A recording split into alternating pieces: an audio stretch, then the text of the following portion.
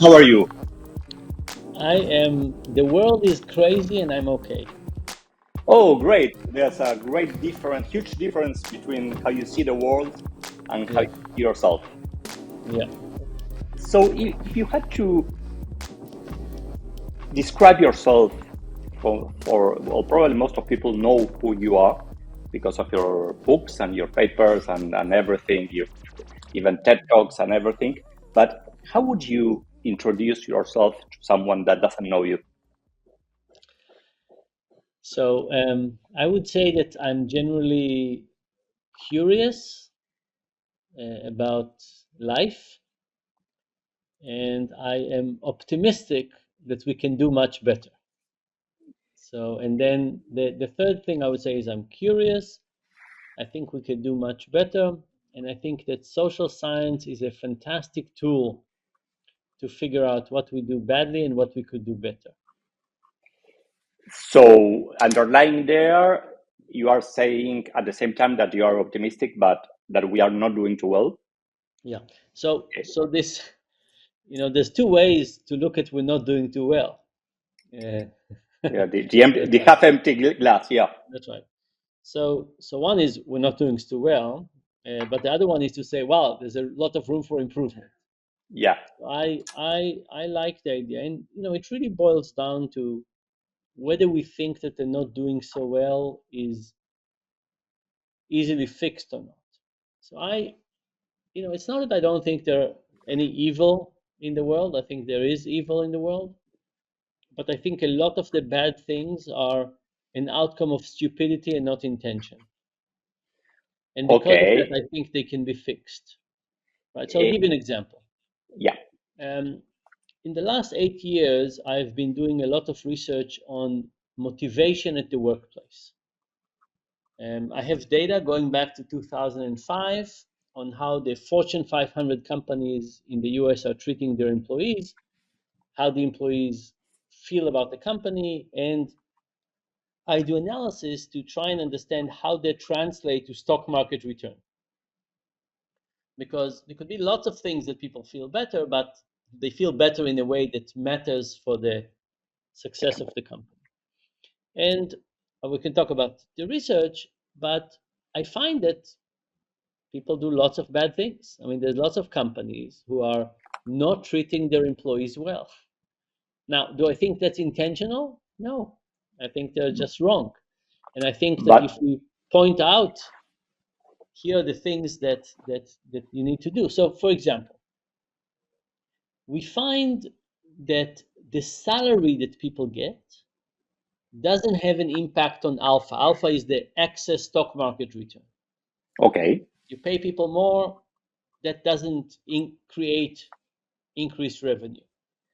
We find that if you pay people fairly, that matters a great deal.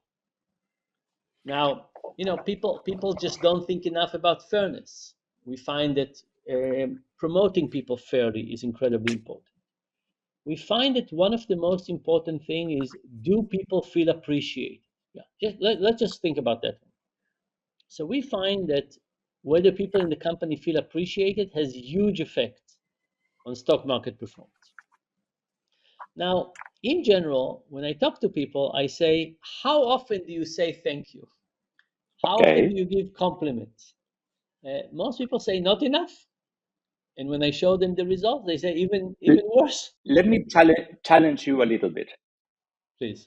So, you say that companies where people feel more appreciated, well, the company is appreciated, it makes more money, it has this alpha compared to the average stock market. So, micro appreciation in people, in employees, generates value in the company.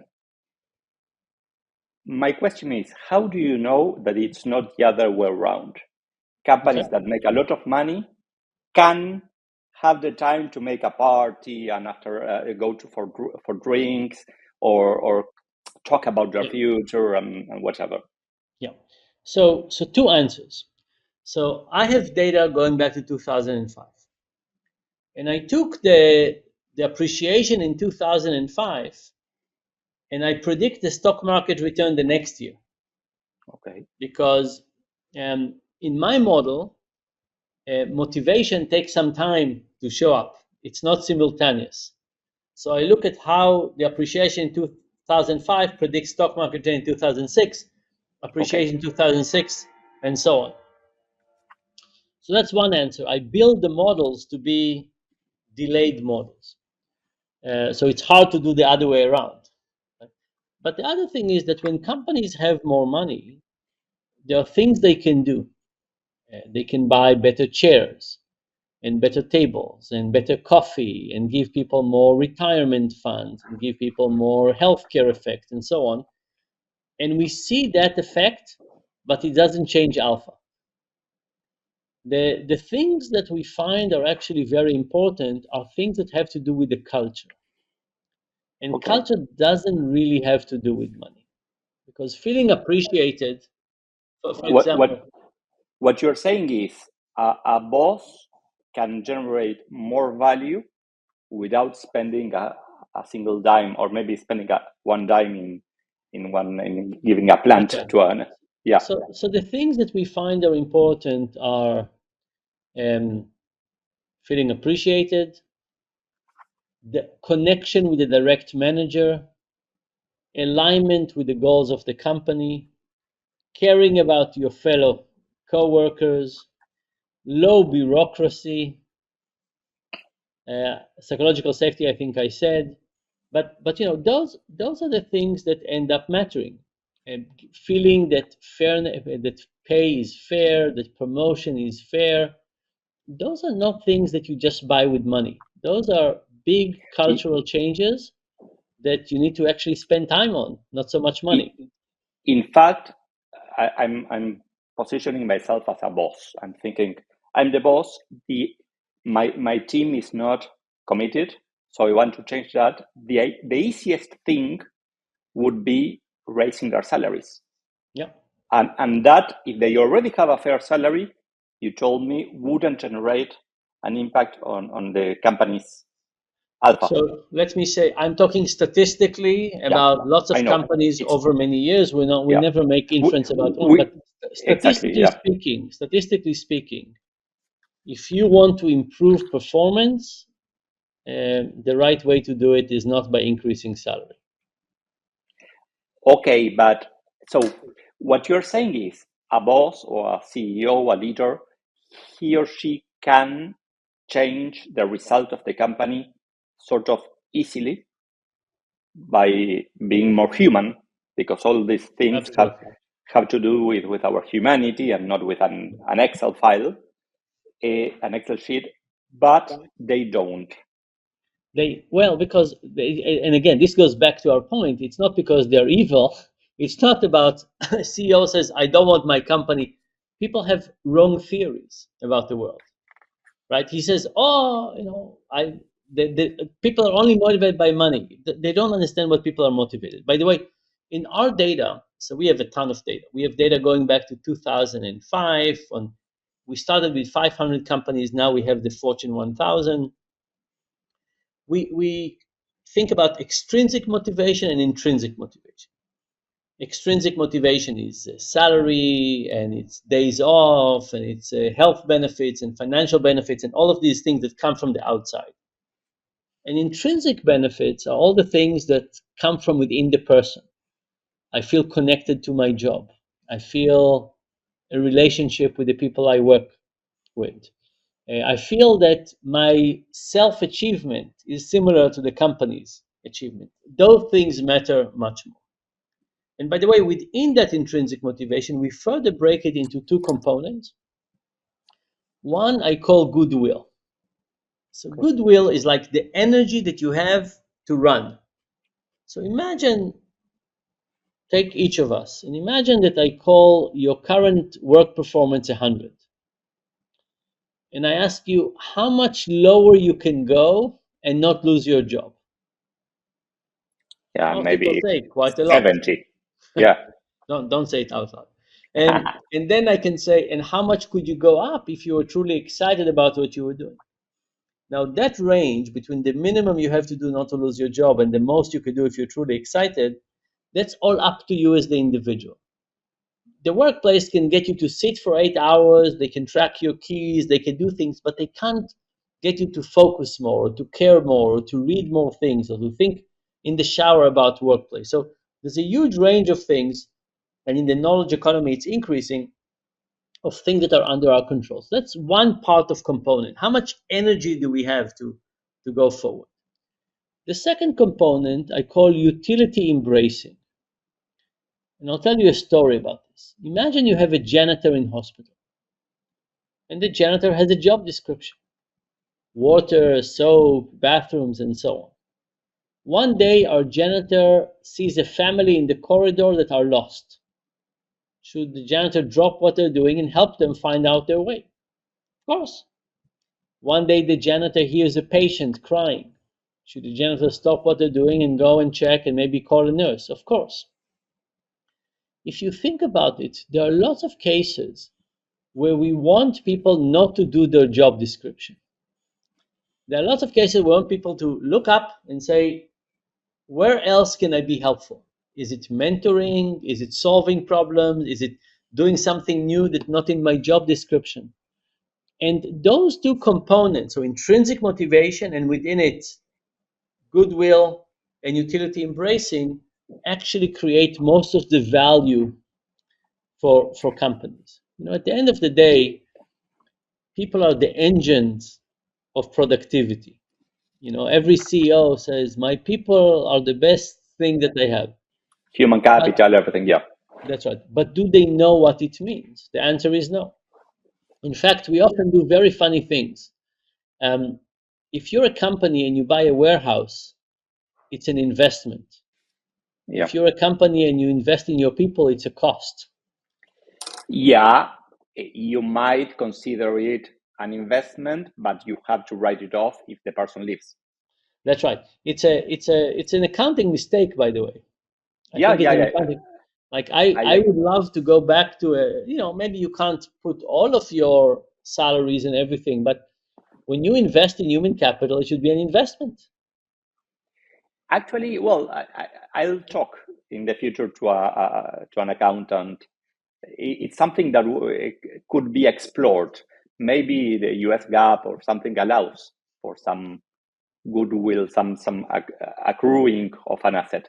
Let me ask you something about. So, it puzzles me, this idea that we have people that have been promoted to a position of power, basically either because they were great at their job or they are trustworthy, but they have something that made them deserve that, in theory.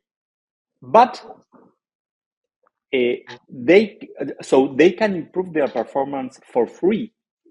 Again, it's not for free. It requires human effort, human connection, and they don't. So you say it's probably not evil. They are not bad people. They are not stupid, or maybe in theory they are not stupid. They have a reasonable IQ. Yeah. Is it that they don't know? Is it that they don't believe? Is it that they've never heard of this kind of reasonings? So look, it's kind of interesting, but nobody would start a company in biology without a biologist. But people do lots of things on behavioral without a psychologist, without an expert on behavioral change, and it's kind of an amazing thing. You come to a CEO, and it's somebody who wants to motivate their employees, and they have their own ideas. They never had the time or the training. They haven't read the papers. They don't know the literature. It's kind of amazing that people really trust their intuition a lot in terms of human behavior. And our intuitions are often not accurate and too simplistic. So we end up, look, imagine how medicine would look like if there was no FDA. Right? People would say, I think that mixing this green thing with some alcohol would be a good thing. People sold all kinds of funny things like that didn't do anything good. And so in medicine, we solved it by forcing people to go through a very rigorous process evaluating medicine.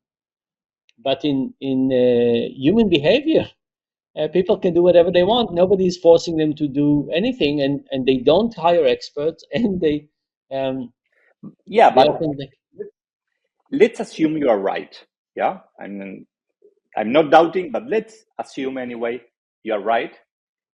Eventually, over time, uh, successful companies will kill the bad behaviors of, and so companies that have this kind of old-fashioned behavior, that don't think, that don't use a behavioralist, or don't think, don't read this kind of stuff, they will be surpassed by companies that without spending money generate more human connection. Do you see so that happening? so first of all, I do. So I told you about my results. A few years ago, we created a few ETFs in the market. So now you can Yeah. invest. You can now invest in an ETF that tracks the companies who are doing What's a ticker? Do you remember? HAPI, H happy. E I. Yeah, great. And you I'll can check see it. that there are three different versions of it and so on. But you look at the stock market performance; it's very good. It does. It's not the only contributor, right? But it's a real good contributor. But look, the reality is that imagine take take the world of dating as an example. If you date 5 or 10 people in your life, how much data do you have to make inferences about what works and what doesn't work? Very little. Little, I yeah. mean, look at LLMs, these models. I mean, they need so much data to do anything. And we have, in most cases, we have very little data. A CEO of a company, even if they're the CEO for 15 years, there are some experiments they can never do because it's illegal. They can't do, oh, half the people I'll give a bonus and half not. Every small change they make, they have to go through legal. Oh, I want to change the chicken to fish. Oh, it's a huge issue. We have the advantage that we can look across companies. So I think that people have faulty intuitions about Okay. motivations, and they have very little opportunity to learn. And because of that, it's my role as a social scientist to learn across companies and tell people what seems to be working and not working in Let me general. ask you. So you feel you have a mission? Of course, I have multiple Uh, missions. okay, but the overarching mission, what would it be? Has it Does it have to do with improving these kind of things? How would you Yes. So I in general, I look at different areas of life, and I look at the gap between the way I think people are performing now and the way I think we could perform. And then I ask myself whether I think I can reduce that gap with my tools. So, for example, I say people don't sleep enough, people don't exercise enough, people spend too much money, people hate each other too much, people listen to too much disinformation. So I look at all of these things and I try to think about this. And one of the gaps that I'm working on now um, is to think about the last chapter in people's lives. So think about the chapter from when people get a terminal illness diagnosis until the end of life. It's on average slightly longer than 5 years in the Western world. And I'm trying to analyze all the mistakes that people make in this chapter. And then I'm trying to figure out what can I do to help Yeah, and interesting. improve that. So, for example, one of the things that happen is that all through life, we care about quality of life. We go drinking with friends, we do all kinds of things. Then when people get a terminal illness diagnosis, they stop. They stop and then they become patients. They become patients and they take their directives from their doctors. They're not thinking of themselves as a human being with an illness. They're thinking of themselves as a Uh, patient. And and now yeah, they do and everything they can to try and prolong life, but not doing lots of other things that they should be doing. By the way, towards the end, sometimes people remember about quality of life and they go for what's called palliative care. But the reality is that there's a lot of mistakes that people do in that stage. And the good news is we could do it much better. There's a lot of ways to have a very successful last chapter of life. But it needs to be something that people work on. It wouldn't come naturally in this environment. It's interesting because it's sort of a bit of a taboo talking about this. So I feel a little bit uncomfortable. So really, no, I want to change the subject. Let's talk about youth. So it's also something, well, there's been a couple of books about regrets and those kind of things, but By the way, nothing. part Yeah, of my research, I interviewed over 100 death doulas. Do you know this profession? yeah, they are companions to. That's right. So doulas are usually the women who help bring life Yeah, in, and end of life doula or death doula help wow. depart. And I asked them, what's a good end of life in your case? But the discussions have been very, very fascinating. And actually, next week I'm going to do the training myself. So I'm going to learn Wow. how to be an end of life doula. And look, um, okay, so imagine the following thing. So I go to palliative care experts, right? These are physicians that are working on palliative care. And I say, imagine somebody gets a terminal illness diagnosis. And at that day, they come into your care. They don't wait. They come to your care on that day. And you help them as much as you can for 5 years. And then they pass away. And then you wake them up. I know it's impossible, but in the story, you wake them up.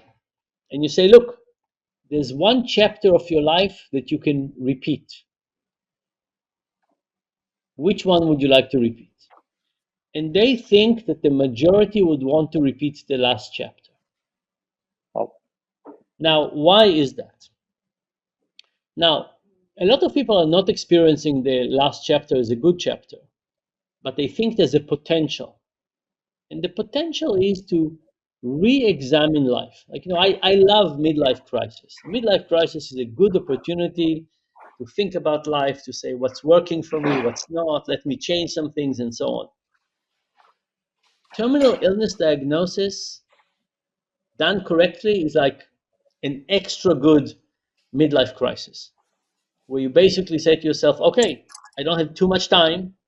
Let's make some good decisions now. And you talk to people who are doing it well, and they're really, I mean, there's some sadness, of course, and the last few weeks and so on are difficult. I'm not, but there's also the positive thing of saying there are lots of things I don't need to care about anymore.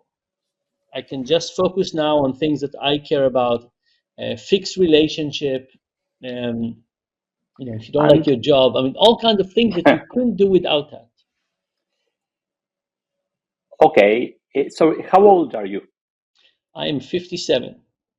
Great. So you are 57. You are studying this end of life process, but focusing on those last 5 years.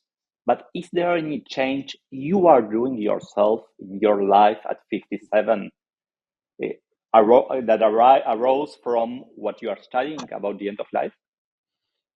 So first of all, I had my midlife crisis a few years ago. It was a very good Okay. midlife crisis. Made a lot of changes, did a lot of things. Um, I think the things I'm doing now is, for example, I've spent a little bit of time thinking about my will. Wow. And a will has a few elements. The first one is what we call an ethical will. An ethical will has nothing to do with possessions. Is what thoughts do you want to leave behind? Okay. What main lesson? So I'm working on that document, and it's really a wonderful exercise. By the way, what have I learned that I would like my kids to think about? I'm not going to give them too much, but what are the few things that I think are important as an ethical will? The second thing is to think about what possessions do I have that I care about, why do I care about, and who do I want to leave them to? And I don't just say, oh, this I want to leave to Joey. I basically try to write about why. Because Okay. imagine I left you something. Imagine I left you this coin. Right. If I just leave you this coin, what is it? But if I tell you No, this story, there's a meaning. how I came to think about this coin, what it meant to me, what experiments I did with it. By the way, it's a very interesting coin. But if I tell you the story, it means much more. And then, so we have um, ideas, we have possessions that are mostly about value, but not money. But it's about um, thoughts and so on, meaning, and then we have money. But even with money, most people leave money to their kids. I said, why? What Who for? else Yeah. do I care about? Like, let me make a big list of all the people I care about. And just because there's a standard doesn't mean that that's what I have to Yeah. do. So anyway, I'm really enjoying thinking about all of this process. And in general, with this, but also with all your prior research, do you walk the talk? So, as a boss, do you connect with the people you work with, or I very much try. So, I'll give you an example. So, a few years ago, every year I give people a gift at the center at the end of the year. And one of the gifts I liked a lot a few years ago is I asked everybody to write quarter of a page to a third of the page about something that they want to learn, not as professionally, but as life, somewhere in the world. And I said, I'll send you to study this up to 2 weeks, coach and cheap hotels, but I'll pay for it. And it was an amazing year, right? But if you think about that gift, the cost was slightly more than $3,000 per person, so not cheap, but not too bad. Um, but if you think about what it meant, it said to people, I care about you as a person. I'm not paying you back for something you did. It's not like a bonus. Oh, you sold X, I'm giving you Y. We're thinking about the future, and I said, I want to give you something that you really want, but you would not do it for yourself. that's great. And that year was also very good um, because people kept on coming and going and talk about where they're going and where they come back from. Anyway, so I spend lots of time on making sure that people understand how much I really care about them. I really do, um, and I think they know it, and I try to make it sometimes even more clear. Let me.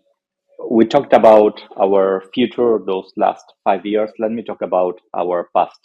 Let's assume you have this time machine and you go in front of your own self of 18, 20 years old. What would you like to tell him to improve their future life? So I got injured slightly before I was 18. So for Mm, me, up to age 21, I was in hospital with lots of pain. okay. And in the beginning time, I was just preoccupied with pain. Like the first year, I really didn't think about the future. It was just painful. It was, when you have a lot of pain, there's no thinking about the future. There's no capacity. So in the beginning, it was just no thinking. But I think later on, I did not see a way out of this. When I'll give you one example. So as I was, getting maybe year number 2, I was starting to think about what will happen and so on. And I said the following to myself. I said, before the injury, I was maybe an 8.5. Like, like people, like you rate yourself where you are 0 to 10. I said, okay. Before the injury, I was maybe 8.5. And I said, now with the injury, I may be 3. And I said, who would want to date me? Who would want to date me? Um, and um, and I basically said, could I settle? Right? So somebody who's an 8 would want to be with somebody an 8. If I'm a 3, the best I could do is maybe 3, or maybe if somebody would get confused, I could get a 3.5. I thought to myself, how will the world look like when I'll have to settle? And I think it took me a very long time to realize that there are lots of people out there, and there's lots of attributes, and an injury is not does doesn't have all of those elements necessarily, and there is an opportunity to find uh, real love in all kinds of ways. But at that point, the future looked very bleak.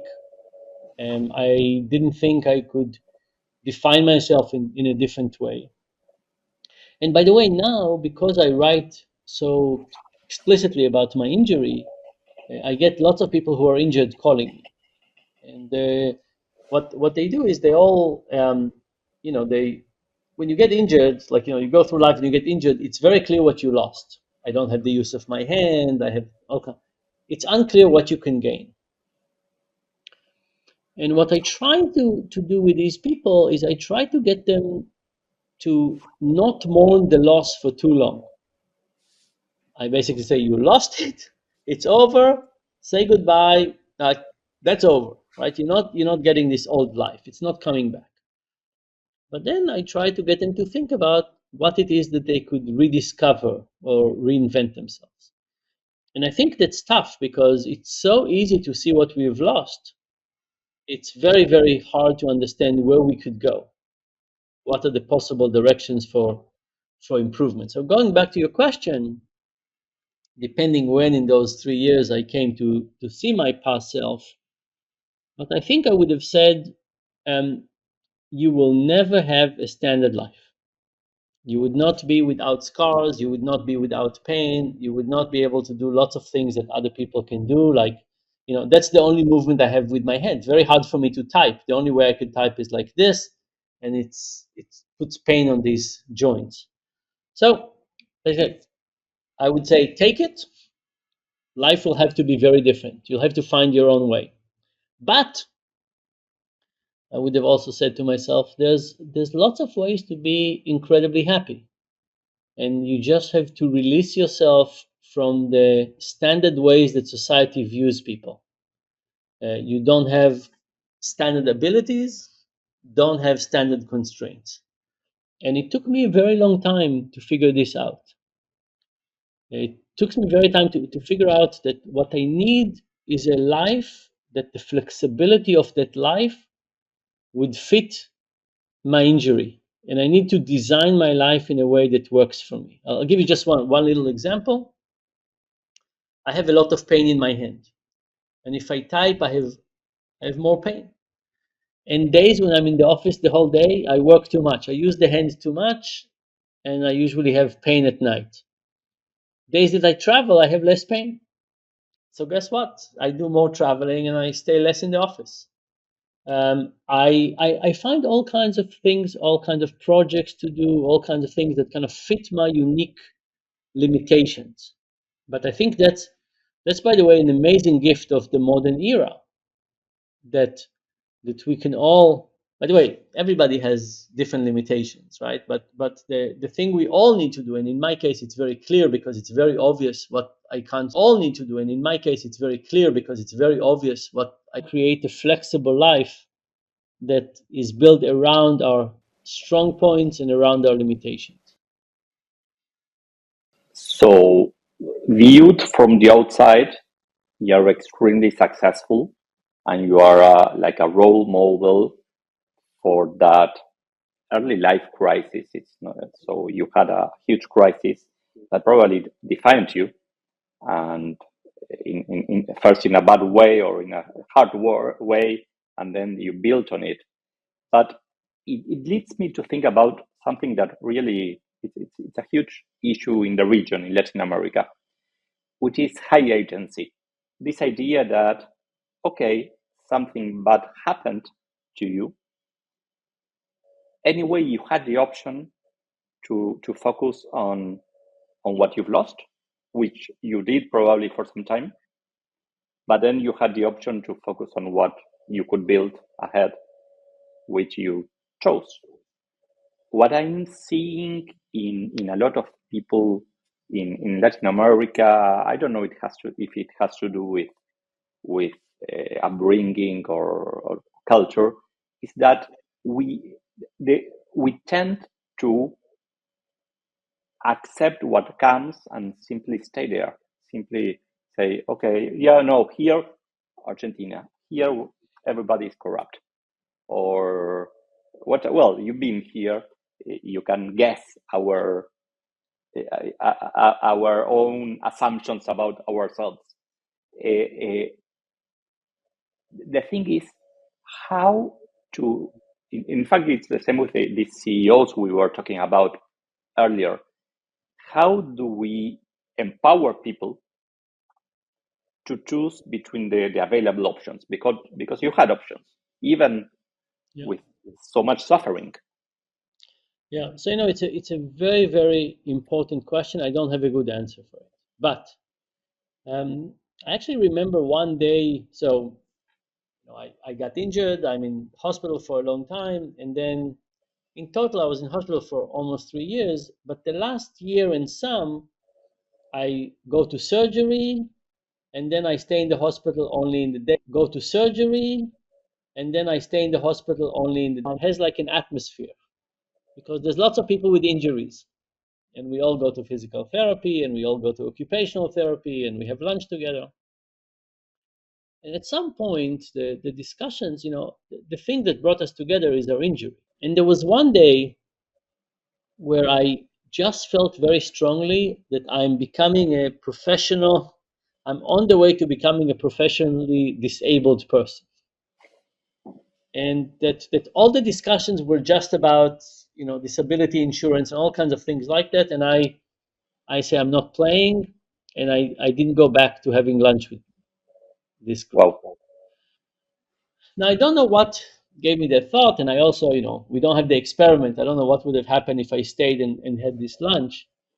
Um, but but I think there was something. Agency is kind of the important thing, right? It's basically saying I need to be the driving force in my life. I want the decisions I make to be my decision, and I want them to be thoughtful decisions. I don't want to be to become something I don't want to be without accepting it.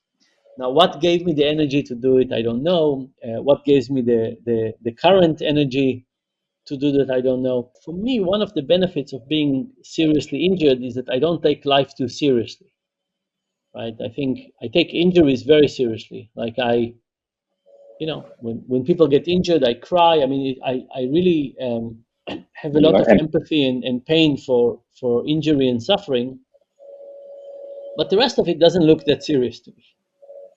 So I do have a slightly more humorful approach to the rest of it, and I'm willing to try things and see if they fit me. So I don't say, oh, let me figure out life. So let's try this and see what happens, and let's try something else and see where it goes.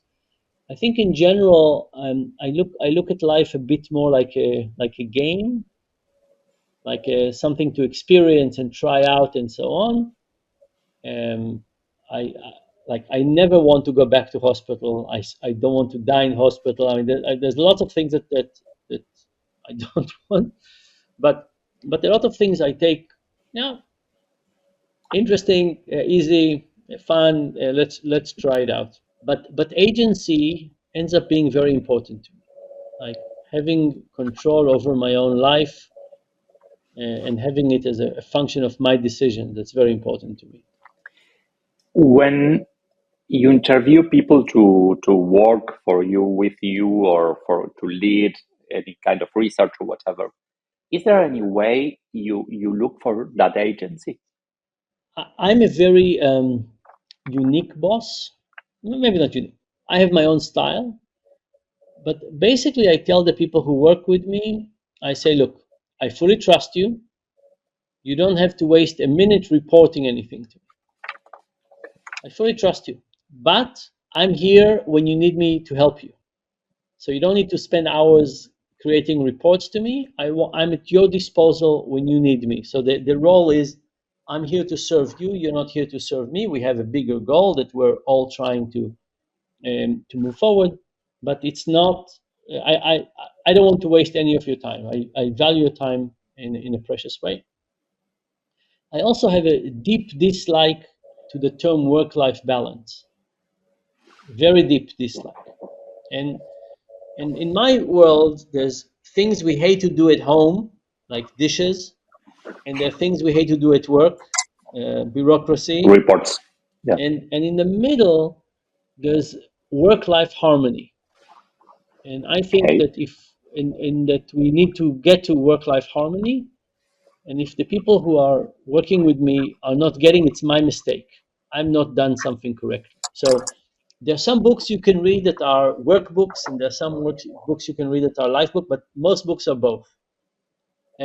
If you go to see a doctor, it's for both. If you go for a walk and clean your head, it's for both. If you, I mean, most things that Actually, the concept of work-life balance, it's opposing work to life, when work is an important part of life. that's right. That's right. So that's why I really dislike this term because, what am I doing now? Am I working or like I want you to be in a world in which you're not sure if you're working or not working right now. Okay, That's so the ideal world. Like somebody told me right now, is this work? Uh, exactly. So we are having a good time, and we I don't know if somebody will pay us for this, but maybe. So we are giving value, and eventually we might get paid for that value given, maybe. but there's not a correlation. It's not.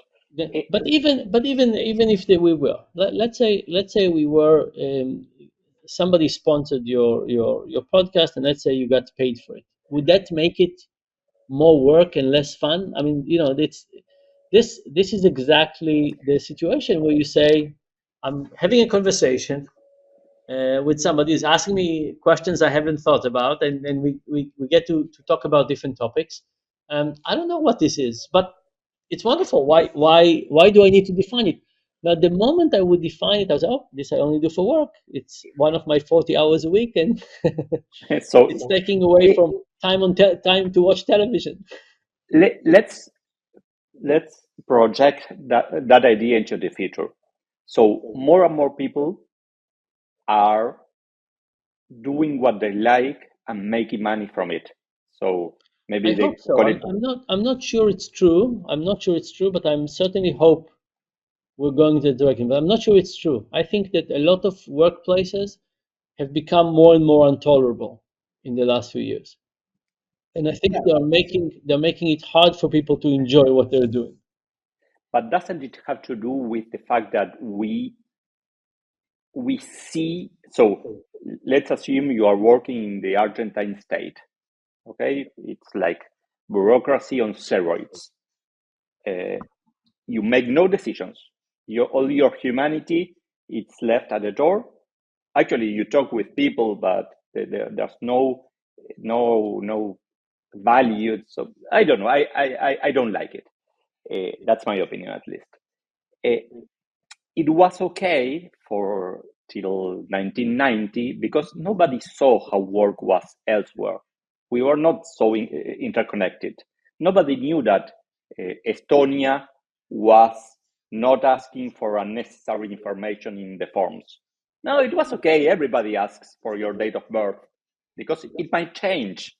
So uh, now it's not that people are doing jobs that are less fulfilling. This is an opinion.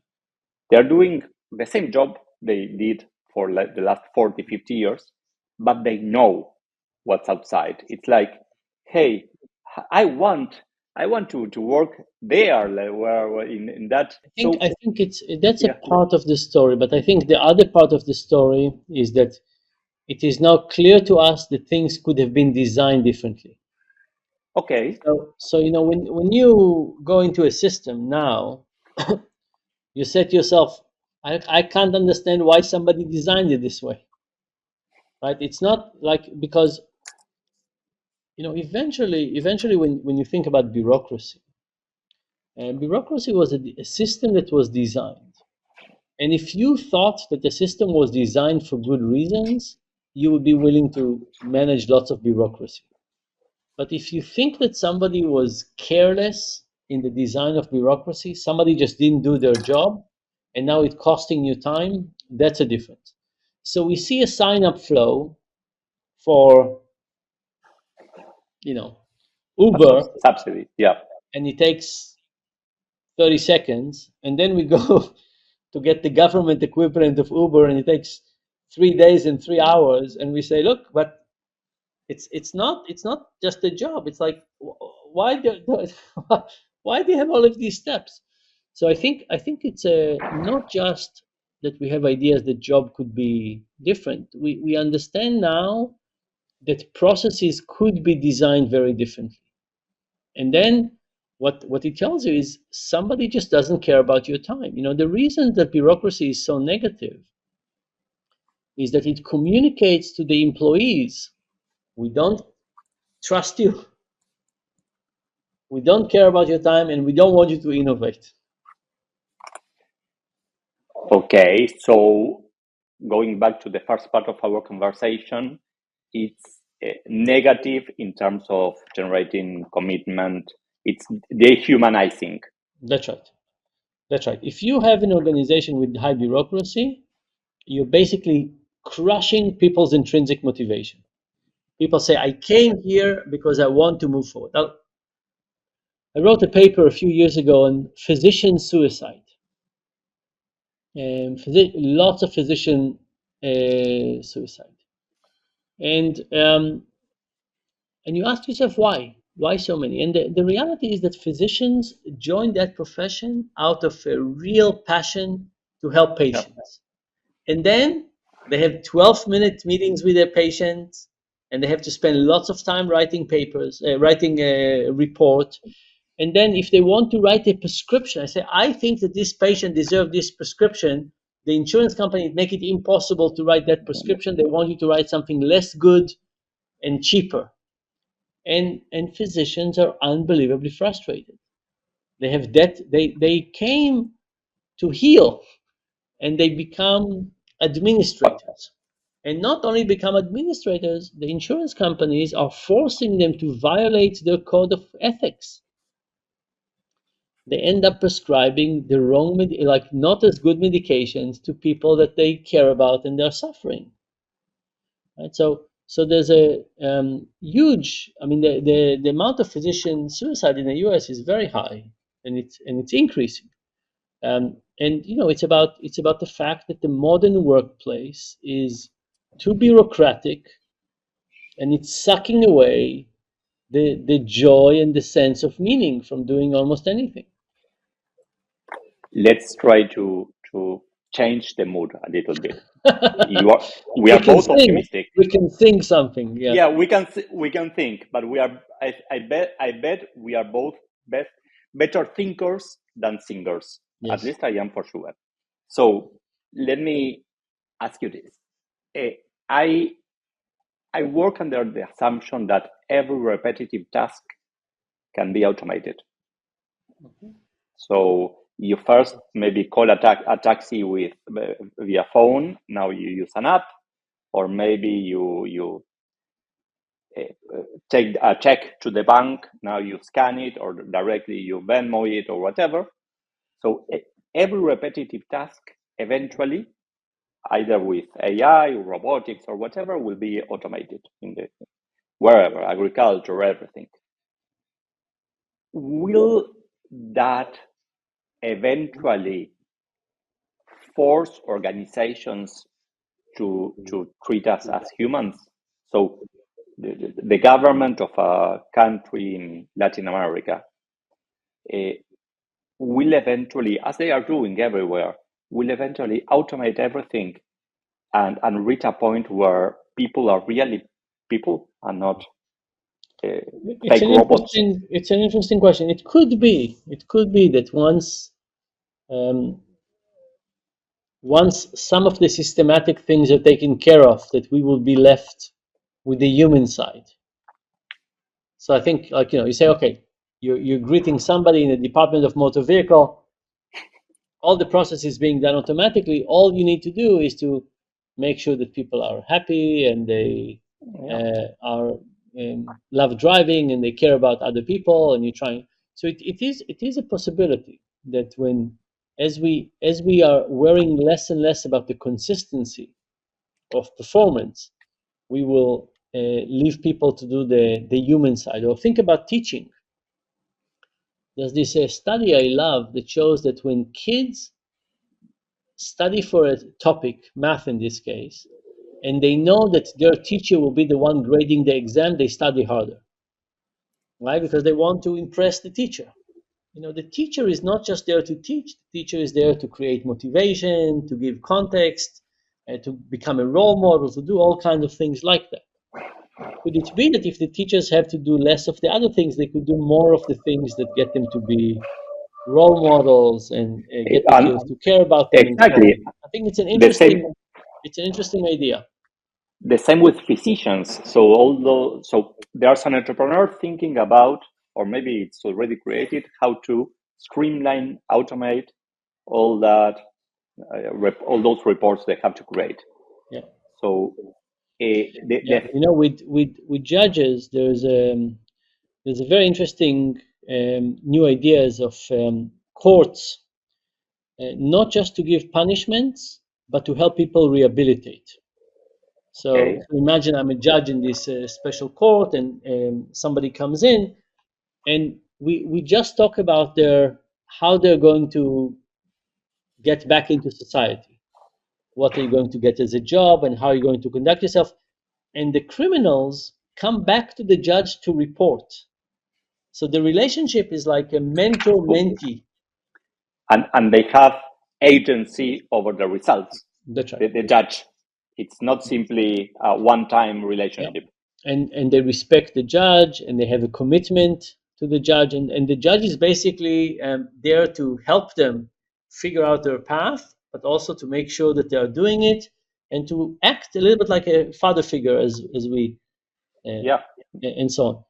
That's a very interesting role, right? When you say, and when you think about, what are the role of the police? Is it to catch people after they made a mistake, or is it to give people a sense of ethics and justice and good behavior? What is the role of? So I think your direction is very interesting,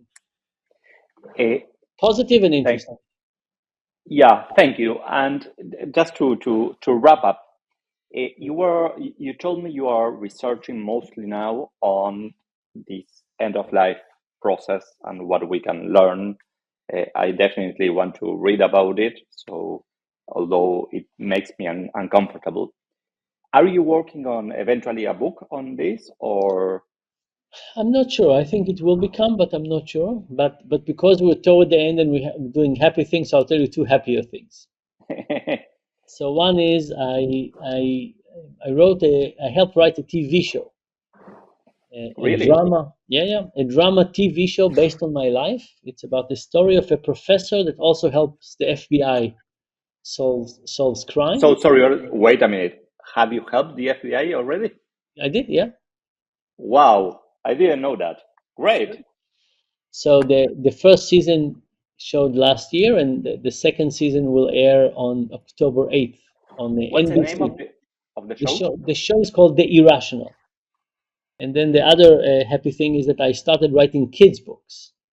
So I'm kind of I teamed up with an illustrator, and it's really fascinating to write for kids. I'm not sure, we'll see how the reaction will be, but it's a wonderful new adventure.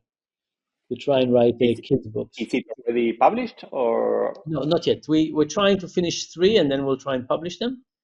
The first one is about procrastination. Okay. The second one will be about allowances, and the third would be about white lies and not so white lies. Interesting. And will they be part of a research paper in 20 years about the effect of your kids' book on adults? Maybe that's what will happen. Dan, thank you very much. Again, thank you for answering me and accepting this invitation. My pleasure, and I told you I'll be in your part of the world at the end of for a month, from the end of March to the end of April. So hopefully we'll get a chance to go and get a drink together. That'd be great. Thank you very much, and well, have a nice end of the day. Thank you. Take care.